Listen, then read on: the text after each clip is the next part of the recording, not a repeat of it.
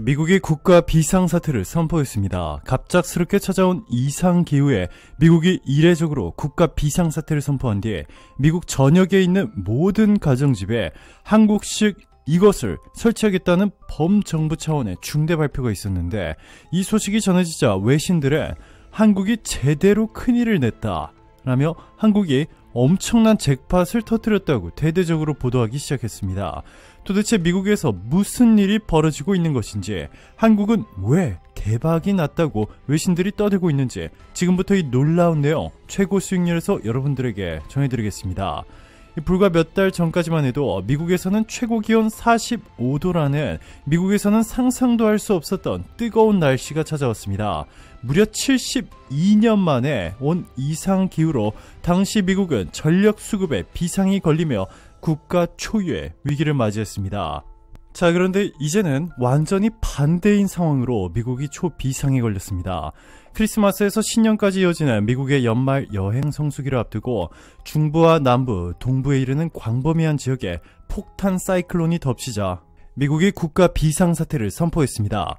1억 명 이상이 대이동에 나설 것으로 예상되는 가운데 혹한, 폭설, 강풍, 홍수가 곳곳에서 벌어져 비행편이 무더기로 취소되고 철도와 도로 교통도 큰 차질이 생겼습니다.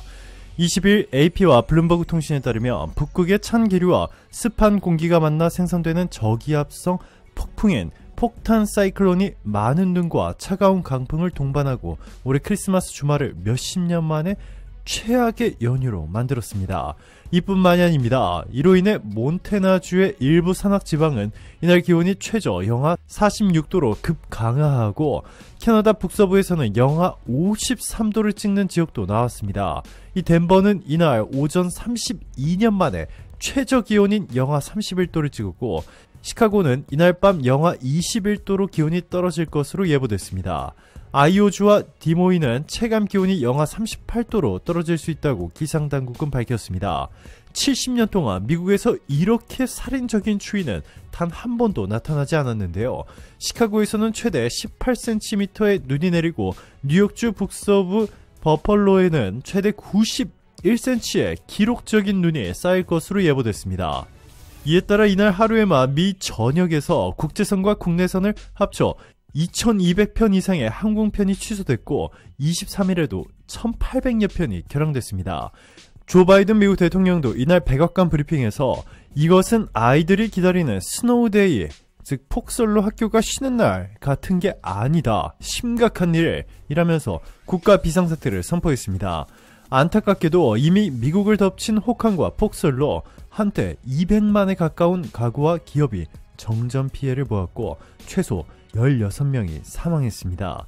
미국 뉴스 채널 CNN은 24일 파괴적인 강풍과 폭설로 전력선이 파괴되고 기온이 위험 수준으로 내려갔다라며 75만 5천 곳의 가구와 기업이 정전 피해를 보았고 지난 21일부터 7개 주에서 최소 16명이 사망했다라고 보도했고, 미국 국립기상청은 섭씨 기준으로 한때 영하 48도까지 떨어진 맹추위로 2억 명 이상의 미국인이 기상정보를 받고 있다라며 국가 비상사태를 선언했는데요. 자, 그런데 이렇게 무려 70년 만에 이상기후가 찾아왔는데 푸틴은 우크라이나와 전쟁을 멈출 생각이 없고 물가는 미친 듯이 폭등하고 있는 상황이 동시다발적으로 일어나면서 미국은 역사상 단 한 번도 경험하지 못한 국가 비상사태를 선포했습니다. 미국의 물가가 기록적인 상승세를 이어가면서 은퇴를 미루는 직장인이 늘어나고 있다는 괴이한 현상을 CNBC가 전미은퇴연구소의 최근 조사를 인용해 16일 보도하는가 하면 13일 오전 미국 캘리포니아주 산타클라라에 위치한 엔비디아 신축 사옥에서 차로 3분 남짓 떨어진 한 대학의 주차장, 100여 대에 달하는 차량이 주차 요원들의 안내를 받아 빼곡하게 행렬을 이루며 늘어서 있습니다. 5분도 되지 않아 11대에서 12개의 차들이 한열을 채우고 나면 그 옆으로 새로운 줄이 생겼습니다. 차들이 향하는 공터 한 구석에는 크기가 다른 종이 박스들이 높이 쌓아 올려져 있었는데요. 3인 1조로 구성된 봉사자들이 드라이브스루 방식으로 두세 종류의 박스를 차량 트렁크에 싣고는 문을 닫으며 운전자에게 인사를 건넸습니다. Good luck, 행운을 빌어요. 주민들을 대상으로 닭과 유제품 쌀과 채소류 등 식료품을 무료로 나눠주는 현장인데 살인적인 물가 상승으로 무료 배급에 셀 수 없이 많은 미국인들이 몰리고 있는 것입니다. 이것은 시작에 불과했습니다. 미국은 천연가스 생산 대국임에도 불구하고 전 세계적 수요 폭등으로 수출량이 크게 늘면서 미국 내 천연가스 가격도 크게 상승했습니다. 제니퍼 그랜홈 미 에너지부 장관은 7일 CNN 방송과의 인터뷰에서 코로나19 팬데믹으로 인해 에너지 가격이 치솟았다면서 미국 가정의 난방비가 지난해보다 올해 훨씬 더 비싸질 것이라는 폭탄 발표를 했습니다. 상황이 이렇다 보니 미국 서민들은 이번 겨울 동안 음식이냐 난방이냐 둘 중 하나만 선택해야 하는 잔인한 상황에 내몰렸습니다. 남부 아칸소주에서 월마트 계산원으로 일하는 맨디 휴스 씨는 얼마 전에도 맥도날드에서 4달러짜리 음식을 사서 저녁으로 때웠다. 물가가 너무 많이 올라 필수 식료품을 사는 것도 어려워졌다 라며 퇴근할 때마다 내가 살 수 있는 게 무엇이 있을까를 생각한다 라고 전했고 63세의 신디 레이버투 씨는 폭스뉴스에 낮에는 난방기의 온도를 계속 낮춰서 돈을 아끼려고 한다. 특히 밤에 잘 때는 섭씨 17도로 맞춰놓고 자야 한다 라고 했습니다. 그는 수도 워싱턴에 있는 누군가 이 정치인이 와서 한 달만 내 입장이 돼봤으면 한다. 그러면 보통의 미국인이 어떻게 살고 있는지를 제대로 알 것이라며 고통을 호소했습니다.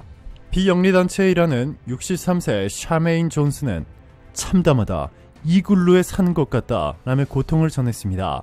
미국 가정집에서 가장 많이 사용하는 난방 방식은 바로 히터. 히터는 공기를 덮이는 방식이다 보니 단열이 취약한 미국 집들은 계속 돌려야 원하는 온도를 유지할 수 있습니다. 그런데 에너지 소비 외에도 상상 이상으로 건조해지는 실내 공기 때문에 오히려 감기에 걸리기 쉬운 환경이 될 수 있습니다. 이 워낙 건조하다 보니 웬만한 가습기로는 감당이 안 되죠. 결국 미국이 중대 결단을 내렸습니다. 바이든 행정부는 이 저소득층 겨울 난방에 19조 원 지원이라는 파격적인 발표와 함께 미국 전역의 난방 시스템을 한국식으로 전면 교체하는 방안도 언급할 수 있을 것으로 전해졌는데요. 바이든이 한국을 선택한 이유는 놀라웠습니다. 이제는 영하 50도까지 떨어져 버리는 이상기후에 해마다 미국 정부가 난방비 지원을 위해 수십조 원을 투자해야 하는데 이 대신 한 번에 100조 원 정도를 투자해 한국식 난방 시스템으로 미국 전역을 도배하고 나면 이 획기적인 변화를 만들어낼 수 있다는 것입니다. 한국의 대표적인 보일러 업체 경동나비엔의 지난해 해외 매출이 7,075억 원을 기록해 전체 매출 1조 1,029억 원의 64.1%를 기록했는데 이 중 북미 지역 매출이 5,819억 원으로 1년 전보다 무려 50% 가까이 폭등했습니다.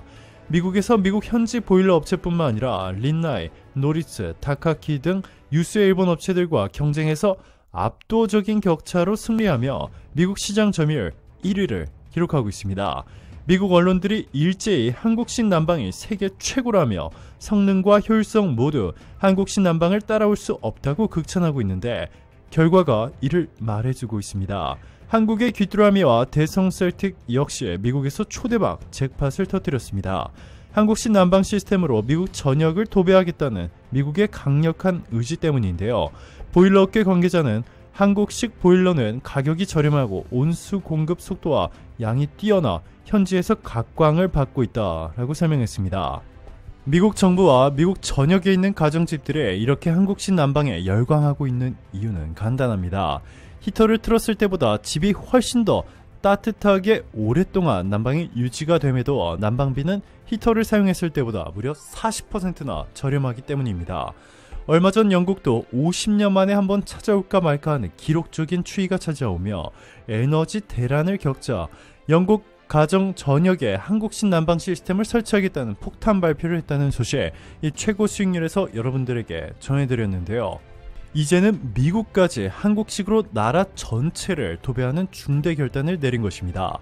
결국 한국식 온돌은 세계 표준으로 등극되는 영예를 안았고 미국과 유럽뿐만 아니라 전 세계 국가들이 서로 한국식 온돌 시스템을 도입하기 위해 줄을 서는 현상이 벌어지며 난리가 났습니다.